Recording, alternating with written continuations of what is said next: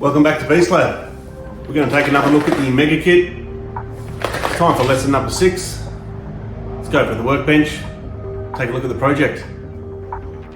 We'll take a look at lesson 6 on the PC. Here it is. It's called Active Buzzer. So you're going to learn how to generate a sound with a buzzer. Here's the components that are required.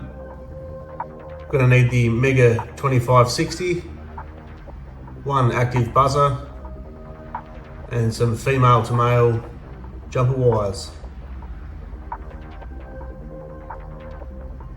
Here's the buzzer we're going to be using. And here's the schematic diagram. The positive side of the buzzer is going to be fed from digital pin 12. And then the negative side of the buzzer will go down to ground. It's a pretty simple little circuit, that one. Here's the wiring diagram. Just use male to female jumpers. That wire will run from the Mega board and plug directly into that buzzer.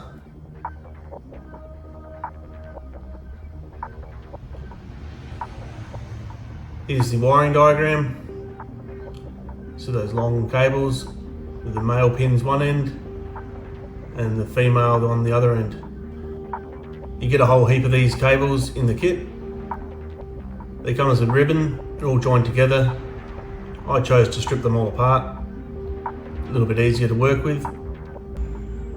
Now that we've had a look at what we need and how it's wired, we'll go over to the board and put it together. Got the kit on the bench there. Here are the wires that come with it. The male to female jumper wires once they're pulled apart. So chuck them on the bench there. We'll grab a couple of them in a sec. Open up the kit. Got the Mega board. We'll grab that out. And then we need to grab a buzzer. Here's the components box that comes in the kit. Grab the buzzer out of there.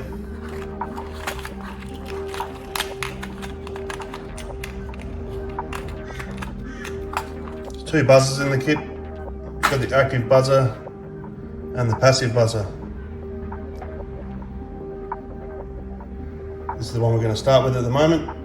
That's the active buzzer. Put that over there. Alright, we'll connect it up now.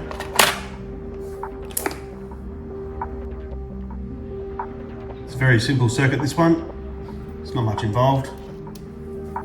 We'll go from pin 12. That's your digital pin there. And PWM for pulse width modulation. And we'll also pick up the ground.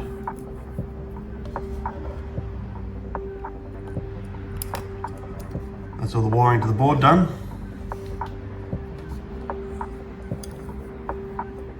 We'll take a look at the little buzzer here. You can see there's a positive mark on the sticker. If you flip it over, we've got that leg right there. So that's your positive.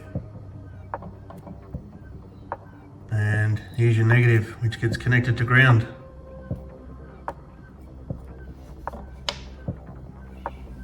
That's the circuit connected.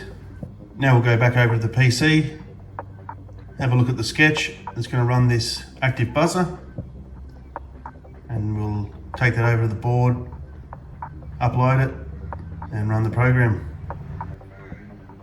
Now we'll go into that code library. It comes on the disk in the kit. So here it is here, code.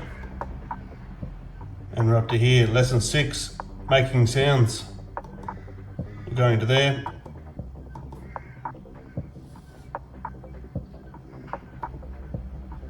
And there's the code on that sketch there. Let's get that buzzer working. So pin 12 is the active pin of the buzzer. And here's the loop.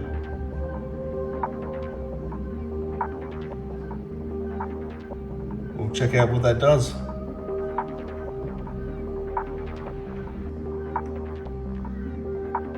I'll connect up the board to the PC now. Got power there. Now I'll click upload.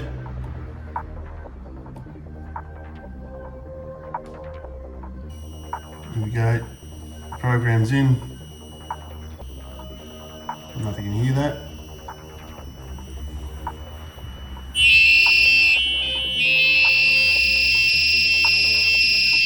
A terrible noise coming from that buzzer.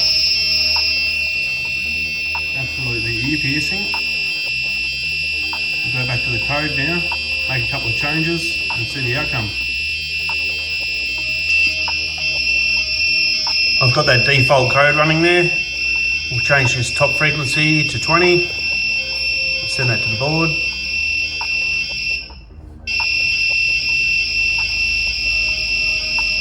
And then we'll try this bottom one. We'll change that to 20.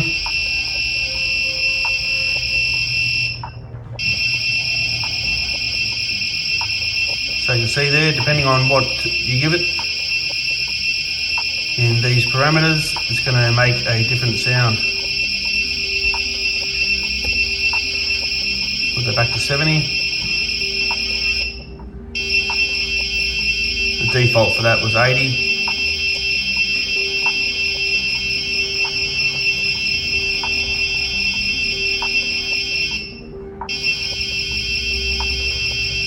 So that's adjusting the frequency, and this will adjust the time delay.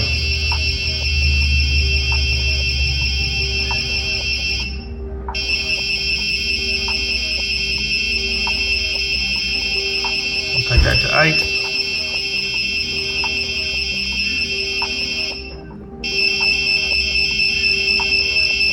I'll put that back to the default.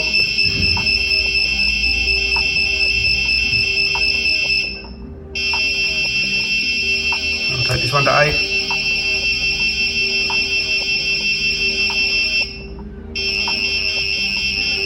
These numbers are milliseconds, so now it's 8 milliseconds on that low, 2 milliseconds on the high.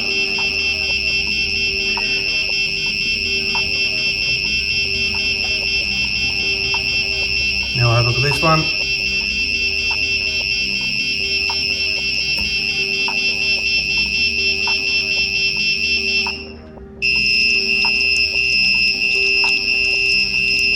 So you can imagine there's a whole heap of different sounds that can come out of this.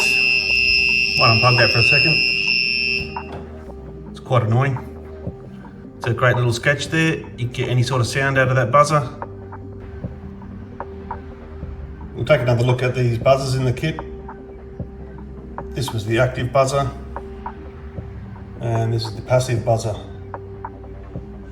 So the active buzzer has a built-in oscillating source, and it will generate a sound when electrified.